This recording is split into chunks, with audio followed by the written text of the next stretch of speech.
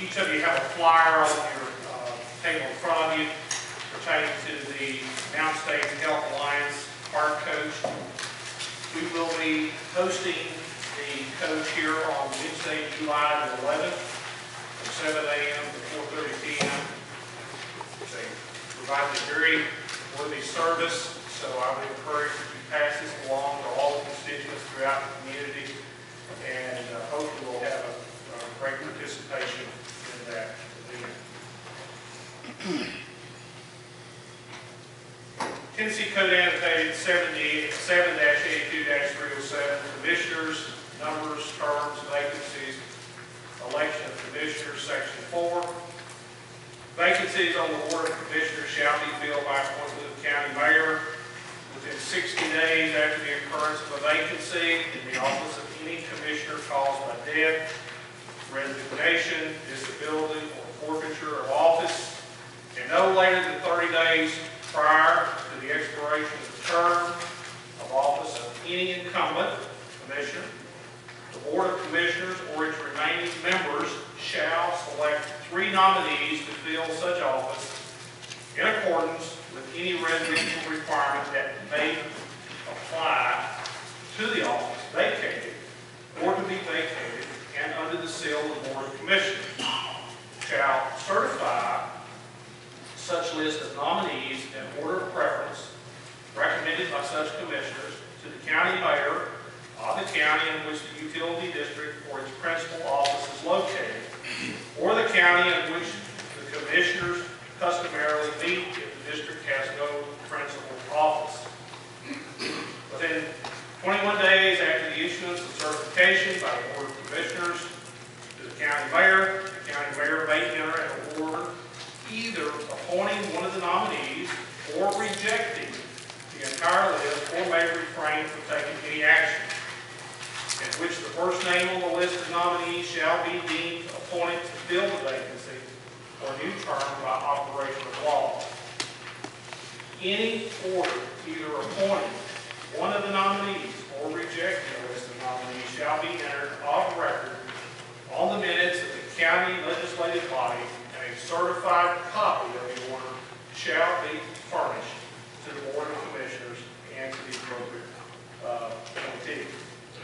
Linda Guy, Office Manager of Hampton Utility District, advanced correspondence to me on June 11th. Therein, she advised that Mr. Rhonda Pierce resigned his position on June 1. She also provided a certified list of nominees dated June 5th for new appointment consideration. There's a copy of said list in your packet. The first name on the list is that of Mr. David Cable. Per the provisions of the statute, David Cable shall be noted as a new appointee to fill the remainder of Mr. Pierce's term, which expires on May 8, 2015. Madam Clerk, please let the minutes reflect this appointment. Mr. Mayor? Yes, sir. Can I say something? Absolutely. Do I chair will allow? Can I say something? As fellow commissioners, this Hampton Utilities, now they go ahead and be somebody that ain't never been to me. Didn't want to operate in the Hampton Utilities than nothing. Now, they are about 4 or 5 times all the time to these Hampton Utility meetings. Y'all know it's one of them. They don't like me, because I don't consider myself a nominee for a water commission. But we're going to have to change this thing somehow. The people in Hampton are going to have a bit more say so. As a law goes, where the money goes. All they're doing now is buying land and buying vehicles, and they go out and pick somebody out of a thin air, David Cable. Never been to a water meeting, nothing. And send his name and get the appointment. Now, Mr. Mayor's got nothing to do with it. But I think it's time that we as commissioners make some kind of provision that we can stop this stuff, and we're going to have to. Thank you. Thank you, Mr. Willis. Although hundreds of thousands of elders are abused and financially exploited throughout the country each year, abuse of vulnerable adults remains a covered and underreported crime, according to national statistics. The National National Institute of Justice Studies estimate that only 1 out of 24 instances of abuse is ever reported. Older Americans lose an estimated $2.6 billion annually due to financial scams and exploitation, according to statistics from the Administration on Aging. The elderly and disabled are targets for abuse because, in many instances, they are violated and rely on others for help. It unfortunately can happen to anyone. No one is immune. Signs of abuse include unexplained bruises, isolation, or no money for food or medicine. Other signs include belittling and threatening the elderly, bed sores, and unattended medical needs. Strained relationships can also be a tip-off as to abuse. Friday, June 15th, just passed, was World Elder Abuse Day. The day is designated to bring awareness to the victims of abuse and to remind people that it can happen anywhere, even in our county, communities, and families.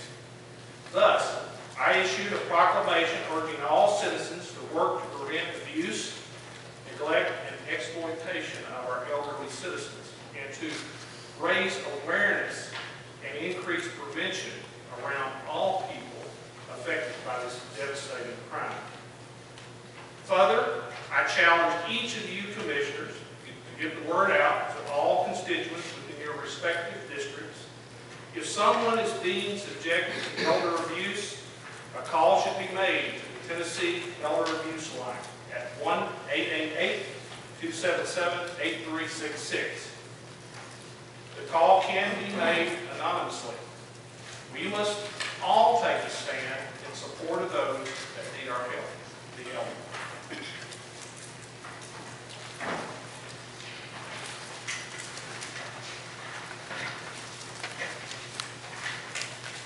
Earlier this month, I received correspondence from Paula Mitchell, Household Hazardous Waste Coordinator with Tennessee Department of Environmental Conservation. Therein, she expressed her appreciation for Carter County's participation in Tennessee's Household Hazardous Waste Mobile Collection Program. She also extended a special thank you to Mr. Benny Lyons, thank you, Benny, and all the volunteers that made the May 19th event possible. This year, 38 households took advantage of this opportunity to dispose of their hazardous waste. The total weight of the material collected came in at 3,758 pounds. Among these were flammable liquids, corrosive, oxidizing agents, poisonous and reactive materials, paint, and fluorescent bulbs. Each of you was provided a household hazardous waste collection summary cross-reference sheet which outlines all the specifics of this event. Let's all work diligently, get the word out to our citizens, and do everything possible to educate the public. We must take a firm stance for the proper disposal of hazardous waste. The future of our environment and our overall quality of life depends on it.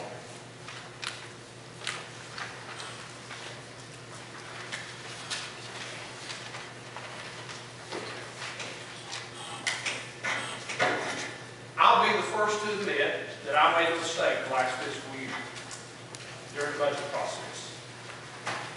At that time, I made a plea to the Budget Committee and the entire Commission to do an across-the-board cut of 5 to 10%.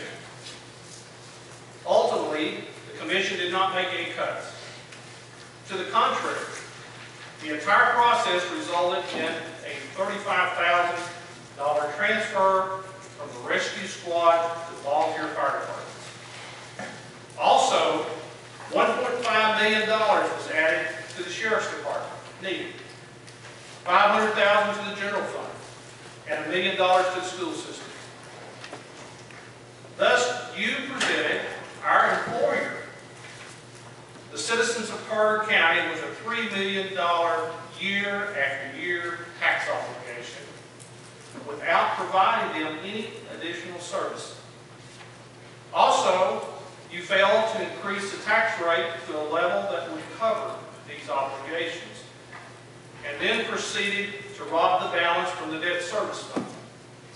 I also failed in that I did not take a firmer stance against the tax increase. More importantly, I did not take the lead. Failed to adjust my budgets and failed to set the example for you to follow. Fully understanding the fact that if you keep doing the same things in the same fashion, expecting a different result, you will be extremely disappointed. I am committed to not make the same mistake twice. Thus, I've done my homework, looked closely at all departments within the county general fund, as well as the school system, and documented the overall trend of each for the budget years 2007 to present. For we must recognize and acknowledge where we have been in order to see where we need to go. Let's start with the county general fund. At end of fiscal year on June 30, 2007, there was a surplus of $1.8 million. $1 million in 2008, $856,526 in 2009, $458,137 in 2010, and a deficit of $889,284 in 2011. The school system ended the year on June 30, 2007 with a $767,806 surplus, $486,378 in 2008, $146,687 in 2009, and then a $68,569 deficit in 2010, and a $252,270 deficit in 2011. I hope you see where I'm going with this. A deep hole has been dug, and it's getting deeper every day. If this county government continues to spend more money than revenues will support, it will eventually become bankrupt. The people elected each of you and entrusted you with the care and custody of their hard-earned tax dollars. You have a fiduciary duty and responsibility to manage these funds wisely. You must condition yourselves to approach all spending issues from the standpoint, will these expenditures result in a return on investment? The office holders and appointed officials must manage their departments as efficiently as possible. They must constantly work to cut costs while at the same time strive to improve the quality and level of services for their constituents. It is done daily in the private sector and is referred to operating lean or doing more with less. The government approach should not be any different.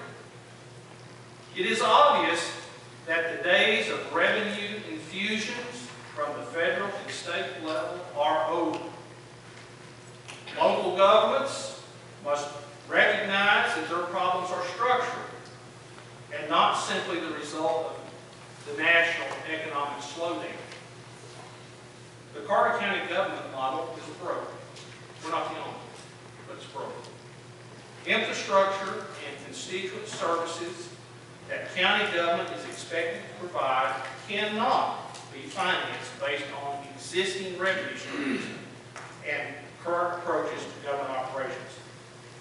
We, you, and I must transform our business model to ensure that it is physically sustainable over the long term. We must start now. For next year and the year after could very well be too late. Thus, I've taken a firm stance and made a 2.5% cut in the mayor's budget, as well as a 3.7% cut in the county buildings budget. These cuts equate to $32,483. Within this amount, a 1.6% state mandated pay increase for the elected official, as well as a 2% pay increase for all staff members, was absorbed. I have challenged all office holders to do the same. However, most only absorbed the pay increase but did not make any real cuts to their budget. It is important to note the employee pay increases equate to only a fraction of a percent when one considers the entire budget.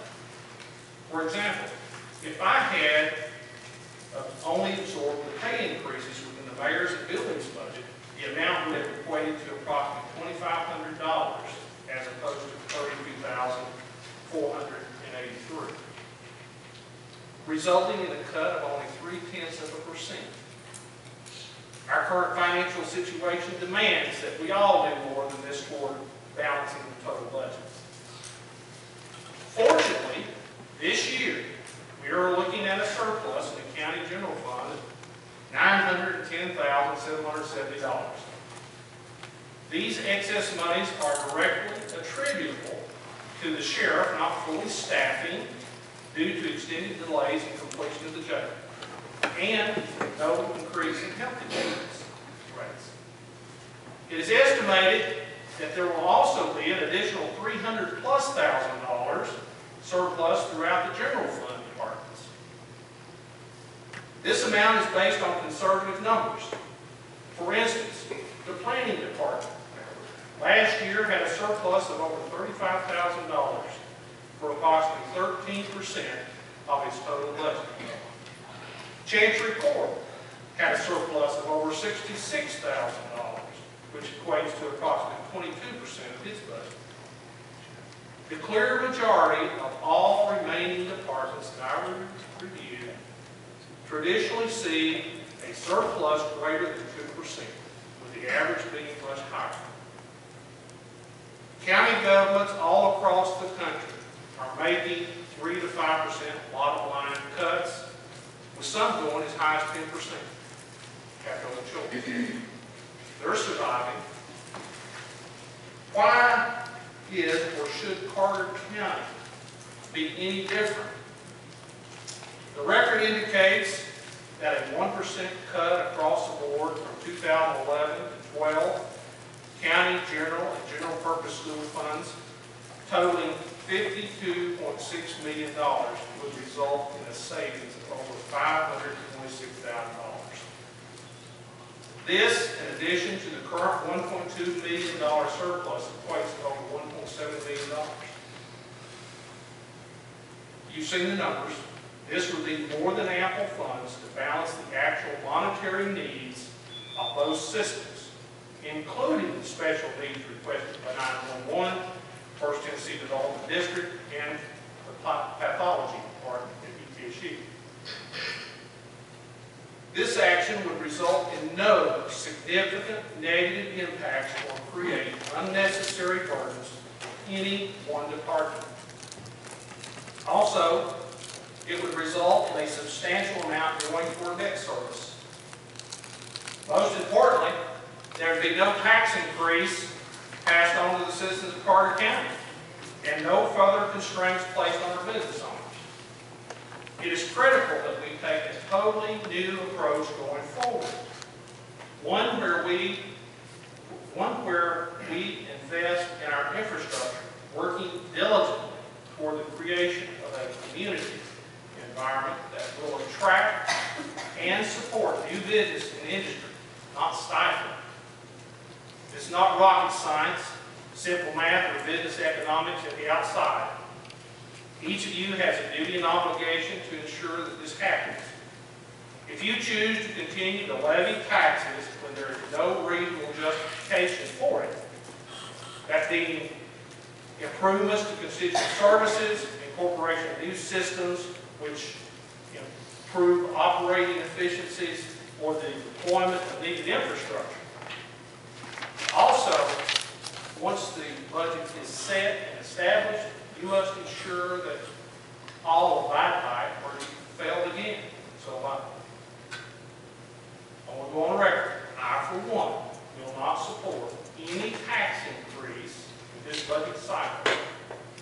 I'm totally against placing an unwarranted burden on our citizens at this time when it's totally obvious that we have the means